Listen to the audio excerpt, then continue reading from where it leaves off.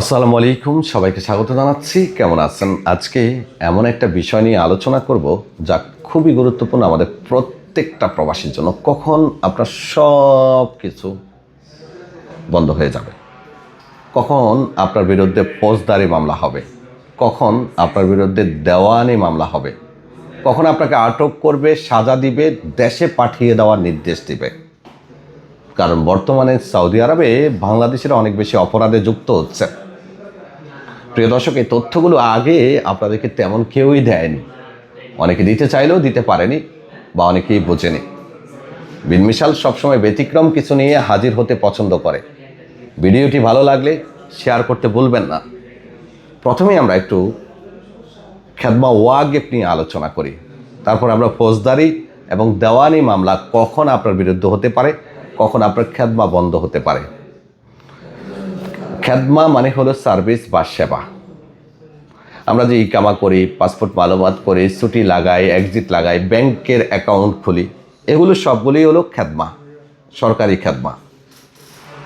কোনো ব্যক্তি সৌদি আরবে যদি জঘন্য কোনো অপরাধ করে, ফৌজদারি কোনো অপরাধ করে, সেক্ষেত্রে সে ব্যক্তির খেদমা বন্ধ হয়ে যায়, তাকে ওয়ান্টেড ঘোষিত করে এবং তার দেশে যাওয়ার উপরে টোটালি একটা নিষেধাজ্ঞা চলে আসে, যতক্ষণ না পর্যন্ত সে তার সমস্যা সমাধান করবে বা শেষ করবে। তো কখন আপনার খেদমা বন্ধ হতে পারে?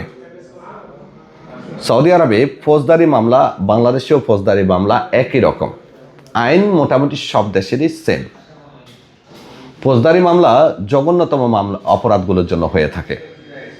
চুরি, ডাকাতি, প্রতারণা, বাটপারি, মারামারি, নেশা টেশা বা বর্তমানে সৌদি আরবে বাংলাদেশের অনেকেই বিভিন্ন অপরাধে জড়িয়ে যাচ্ছেন, জঘন্য অপরাধে। এই ধরনের জঘন্যতম অপরাধগুলো করলে কাউকে যদি আটক করে বা কারো বিরুদ্ধে যদি মামলা হয়, সেগুলো হয় ফৌজদারি মামলা। আর ফৌজদারি মামলাতে মূলত তদন্ত হয়। হ্যাঁ, এখানে অবশ্য ফৌজদারি মামলা হলে আপনি নিজেও আপিল করতে পারবেন, আপনার পক্ষে উকিলও কাজ করতে পারবে, সব কিছু ঠিকঠাক থাকলে আপনি জামিন আবেদনও করতে পারবেন। তো ফৌজদারি মামলাতে যারা পড়েন তাদের সমস্ত খেদমা বন্ধ হয়ে যায়, দেশে যাওয়া নিষিদ্ধ হয়ে যায়। আর অধিকাংশ লোকদেরকেই সাজা কাটার পরে দেশে পাঠিয়ে দেওয়ার নির্দেশ দেয়, ডিপোর্ট করার জন্য নির্দেশ দেয়। অনেকে আবার দেশেও পাঠিয়ে দেয়। তো ফৌজদারি মামলার ক্ষেত্রে এই সমস্যাটা হয়। এবার আসুন, যে আমরা অনেকেই আছে না, মোবাইল সোপাইল কিস্তিতে কিনি, জারির থেকে, এক্সট্রা থেকে, অ্যামাজন থেকে বা অন্যান্য জায়গা থেকে, বা সিম কার্ড নিয়েছি, অনেকের নামে সিম কার্ড তুলে রাখে, আমরা সেটার টাকা পেমেন্ট করতে পারি না। এই ধরনের মামলাগুলো, এই ধরনের অপরাধগুলো, এগুলো হয় দেওয়ানি অপরাধ।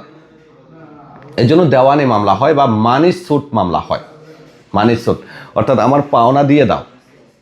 ধরুন আপনি একটা রাউটার কিনলেন, বিল দিলেন না, আপনি একটা এগ্রিমেন্ট করেই কিন্তু তার সাথে, কোম্পানির সাথে লেনদেন করেছেন।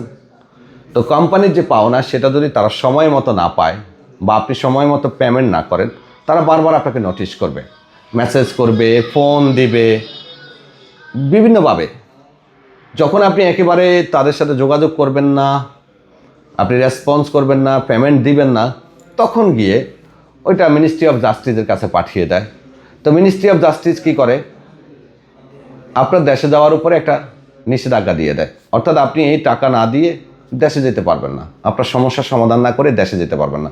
এই ধরনের সমস্যাতে আমরা ওই খেদমা ওয়াকফ হতে খুব কম দেখেছি, একেবারেই না। তবে হ্যাঁ, যদি আপনি প্রতারণা করেন কারোর সাথে, প্রতারণার মামলায় কিন্তু সুযোগ নেয়।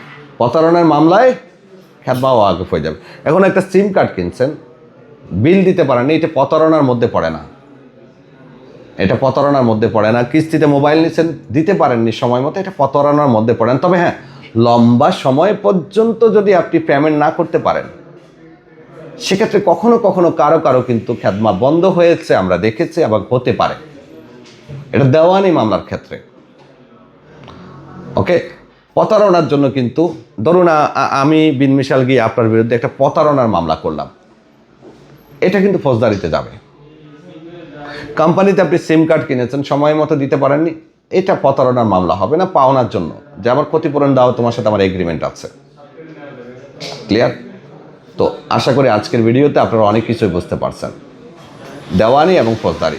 তাহলে এখানে কথা হলো যে কারো বিরুদ্ধে যদি ফৌজদারি মামলা হয় তাহলে করণীয় কি? করণীয় হলো উকিল নিয়োগ দেওয়া। যদি আপনি ভিতরে থাকেন তাহলে বাইরে কেউ একজন আপনার পক্ষে উকিল নিয়োগ দেবে।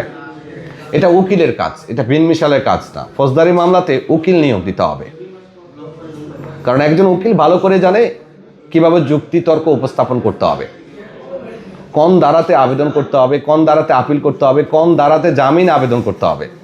এটা উকিলের কাজ। সৌদি আরবের বিভিন্ন আদালতের পাশে দেখবেন বহু উকিলের অফিস আছে, সেখানে যোগাযোগ করে যদি আপনি ফৌজদারি কোনো মামলায় পড়েন সেটা সমাধান করার চেষ্টা করবেন। আর দেওয়ানি মামলাগুলো, যেমন পাওনাদার মামলা করেছে তার পাওনা মিটিয়ে দেন, ঝামেলা শেষ।